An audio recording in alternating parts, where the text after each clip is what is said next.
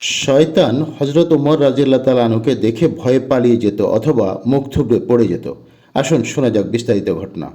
হজরত সায়াদ বিন আবি ওয়াক্কাস রাজিয়াল্লাহ তাআলা আনহু থেকে বর্ণিত, রাসূল আকরাম সাল্লাল্লাহু আলাইহি ওয়াসাল্লাম হজরত উমর রাজিয়াল্লাহ তাআলা আনহুকে বলেন, ওহে ইবনুল খাত্তাব, উমর, যার হাতে আমার জীবন তার কসম, পথে চলার সময় কখনো তোমার সাথে শয়তানের সাক্ষাৎ হয় না?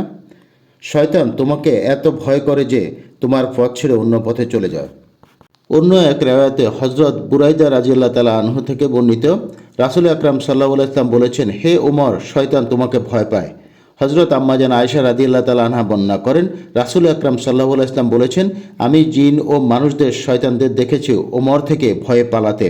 হজরত হুযায়ফা রাদিয়াল্লাহু তাআলা আনহু রিওয়ায়াত করেছেন, রাসূল আকরাম সাল্লাল্লাহু আলাইহি ওয়াসাল্লাম বলেছেন, ওমরের ইসলাম গ্রহণের পর থেকেই যখনই শয়তান উমরের সামনাসামনি হয়েছে তখনই মুখ গুজে পড়ে গেছে। হজরত উমর এমনই একজন তেজোদ্দীপ্ত সাহাবী, সৎ শাসক, ন্যায়পরায়ণ বাদশা ছিলেন যে তাকে শয়তান পর্যন্ত ভয় পেত।